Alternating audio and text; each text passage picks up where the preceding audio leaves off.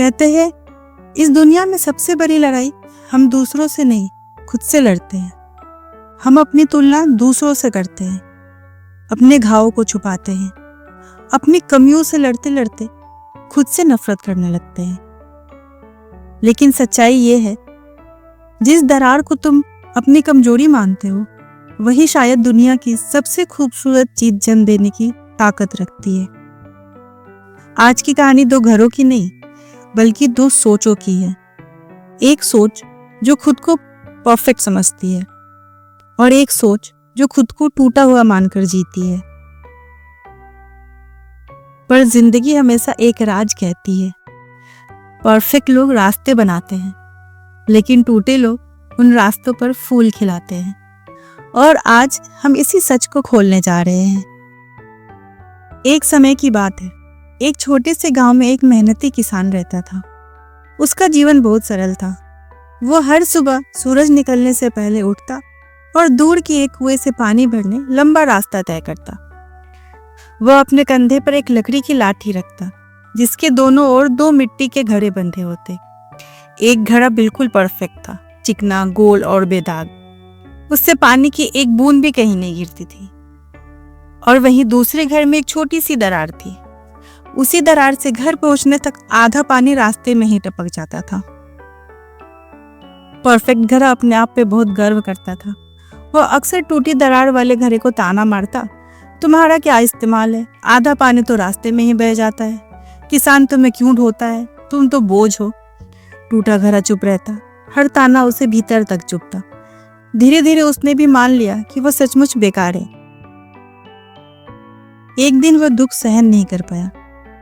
घर लौटते समय वह फूट कर रो पड़ा और कांपती आवाज में बोला, मालिक, मुझे माफ कर दीजिए, मैं बेकार हूँ, मेरे कारण आपका आधा परिश्रम व्यर्थ हो जाता है।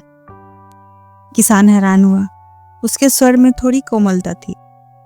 ऐसा क्यों सोचते हो, क्या दुख है तुम्हें? टूटे घड़े ने आंसुओं से भीगा सच बताया, मैं टूटा हुआ हूँ, आधा पानी गिर जाता है, मैं आपको कोई फायदा नहीं दे पाता, मैं बहुत शर्मिंदा हूँ। किसान मुस्कुराया और बोला, कल मैं तुम्हें कुछ दिखाऊंगा, उसके बाद तुम कभी खुद को बेकार नहीं कहोगे।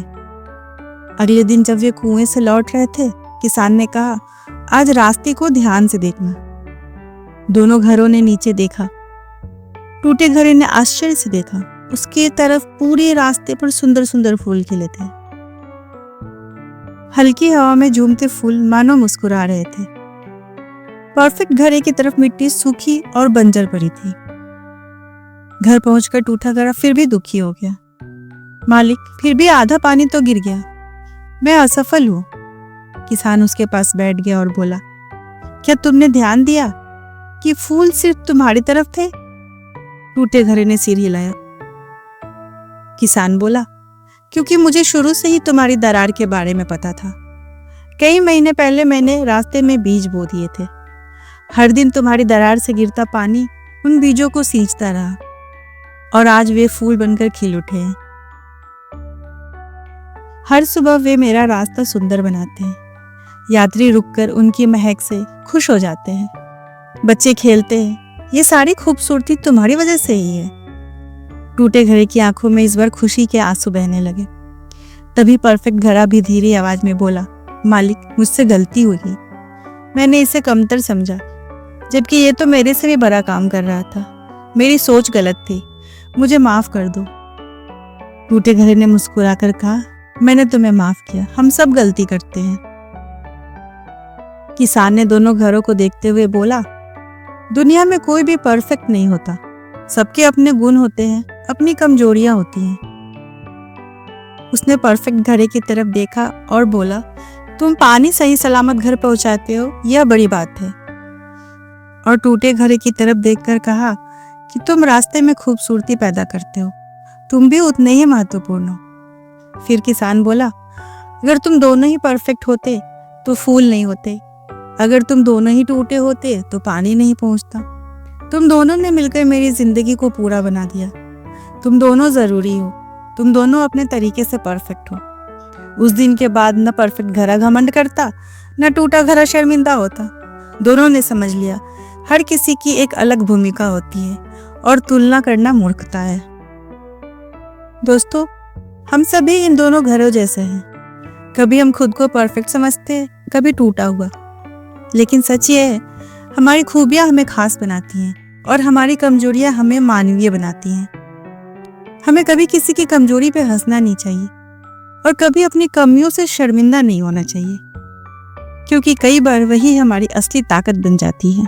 हम सबके अंदर एक खालीपन है, एक दरार है, एक कमी है जिससे हम भागते हैं। लेकिन याद रखना, भगवान परफेक्ट चीजें नहीं चुनता, वो टूटी हुई चीजों को चुनकर परफेक्ट काम कराता है। क्योंकि परफेक्ट लोग सिर्फ खुद पर गर्व करना जानते हैं और टूटे लोग दुनिया को बदलना। आज से कोई तुम्हें टूटा हुआ, कमजोर या बेकार कहे तो मुस्कुरा देना, क्योंकि उन्हें नहीं पता फूल सिर्फ उसी रास्ते पर खिलते हैं जहां टूटा घड़ा चलता है। तो खुद को मत छुपाओ, मत शर्माओ, मत रोको, अपनी दरारों को अपनाओ, क्योंकि वहीं से तुम्हारी रोशनी बाहर आने वाली है। अगर इस कहानी ने आपकी सोच बदली हो तो इसे शेयर करें। तो फिर मिलते हैं एक नई कहानी के साथ। तब तक खुश रहिए, मुस्कुराते रहिए और चैनल को लाइक, शेयर और सब्सक्राइब करना मत भूलिए।